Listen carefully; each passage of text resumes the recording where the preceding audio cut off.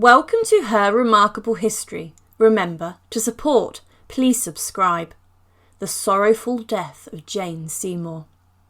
There has been some debate over time about the specific cause of Jane's death, but the common agreement is that it was a result of childbirth. The general consensus at the time of the labour was that she suffered a caesarean delivery when giving birth to her son Edward. An interesting remark was made by Nicholas Sander.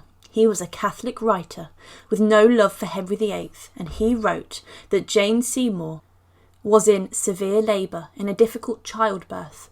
All her limbs were stretched for the purpose of making a passage for the child, or, as others stated, having the womb cut before she was dead, so that the child ready to be born might be taken out.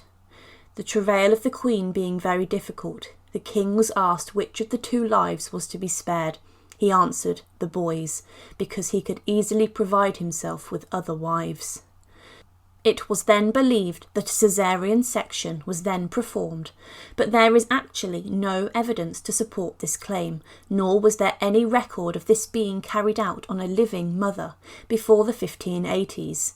If Jane had actually had a section, then that would have only resulted in a quick and agonising death. Sadly for many women, a caesarean section procedure was not safely carried out until the 20th century. But with all the evidence suggesting otherwise, the story of Jane delivering her baby in this way persisted. In 1643, Sir Richard Baker wrote that Jane was fain to be ripped, and in the old ballad, The Death of Queen Jane, it states that Jane was in labour for 6 days and more, and that she begs that her side be cut open so that her baby can be saved. But these statements in recent years with modern medicine have been shunned. There is also mention of her suffering from puerperal fever, but again, history does not agree, as there is no historical source to back this up. If we look closely at Jane and the series of events that surround her labour and death, we come across 2 distinct illnesses. It is recorded that Jane was in labour from the afternoon of October 9th, 1537, until 2 a.m. on October 12th, when her son Edward was born. She is then said to have signed letters that announced the birth of her son, and then on the 15th of October, she is reported to have been sitting up in bed, hosting the guests who attended the christening of her son.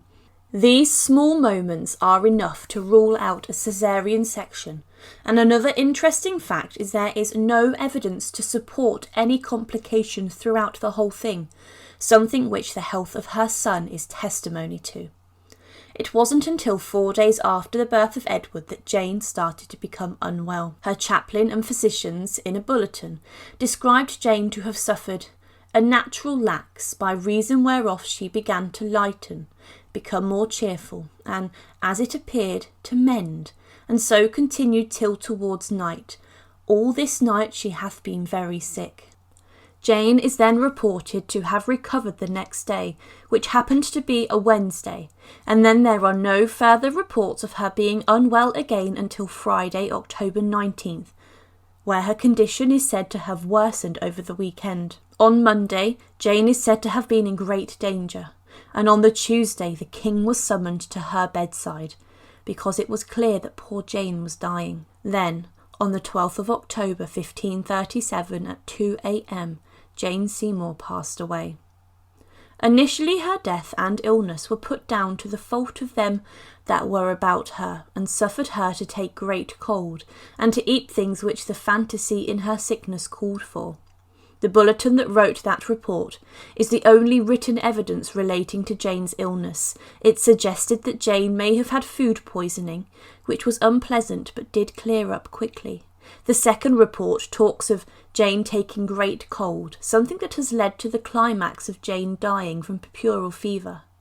But in the 1530s the condition was recognised, and one would assume it would have been described differently, so maybe the statement has a completely different meaning. It is thought that the first illness was definitely food poisoning, but the second remains a mystery.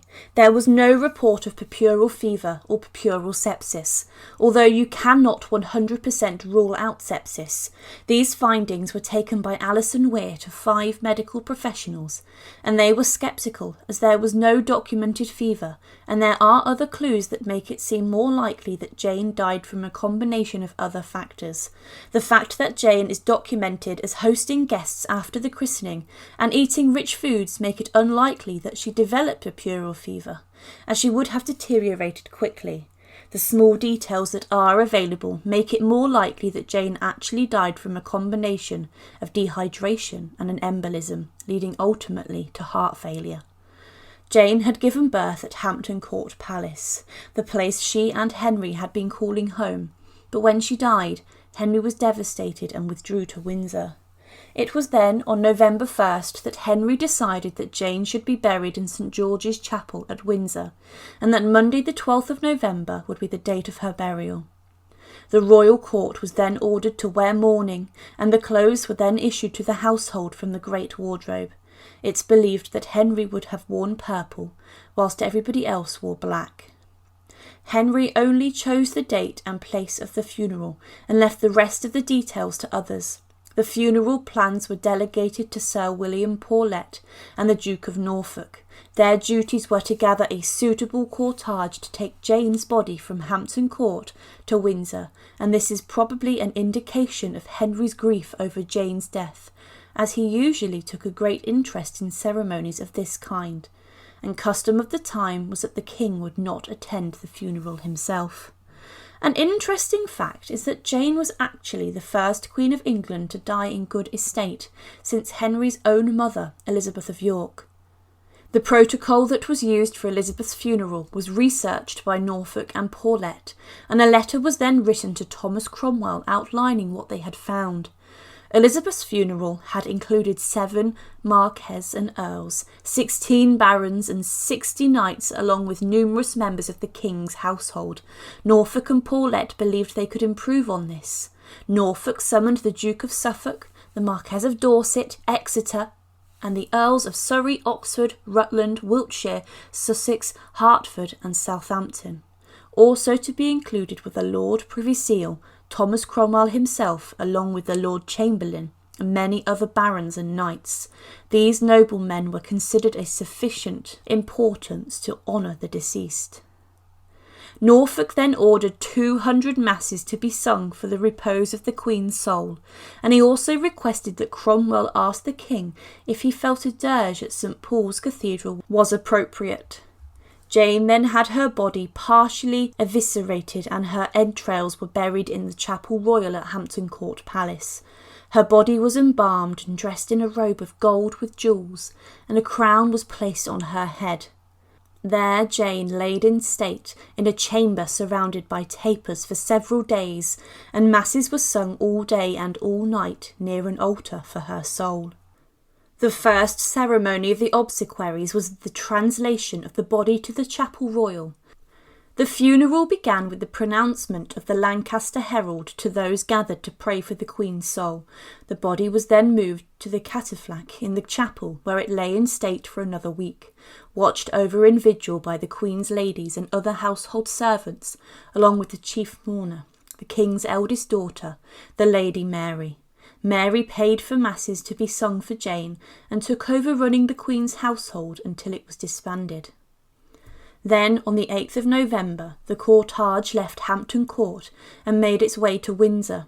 Jane's body was placed on a horse-drawn hearse and followed by 200 poor men who were wearing the badge of the Queen and carrying lit torches. Lady Mary, later Queen Mary I, Jane's stepdaughter, was the chief mourner, and she rode a horse draped in black velvet. She was followed by 29 mourners, presumably one for each year of Jane's life. Each woman was then escorted by a nobleman, including Jane's brother, the Earl of Hertford, and the other officers of arms.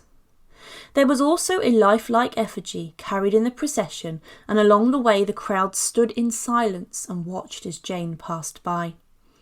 The procession then arrived at Windsor on the 10th of November at 11 in the morning, and they were met at the entrance of St George's Chapel. 6 pallbearers carried the body inside. They were met at the high altar by Archbishop Cranmer, and there were prayers, and the body lay in state through the night as Lady Mary kept vigil beside it. The following day mass and dirges were sung. The Queen's ladies draped velvet pall on the coffin, and the effigy was laid upon the palls. Then, on the 12th of November, a grand ceremony was held to lay Queen Jane Seymour to rest, where she received full honours in a vault beneath the Garter Chapel, before a crowd that included her brothers Edward and Thomas. Then, as Jane's coffin was lowered into the vault, the Queen's officers broke their staves of office over the grave as a symbol of their termination of their service to her. The bells of London would have tolled for 6 hours, whilst the entire service took around 1 hour, after which all the mourners returned to Windsor. On the 14th of November, a Requiem Mass was held at St Paul's Cathedral, where alms were distributed to the poor in Queen Jane's name. This service signalled the end of the obsequies for the Queen, but the period of mourning was extended over Christmas until February 3rd, 1538 for the royal court. Then, 9 years later, Henry chose to be buried next to Jane at Windsor, a sure sign of his high esteem for his beloved wife, Jane Seymour. Thank you for watching, and to support, please subscribe. Thank you.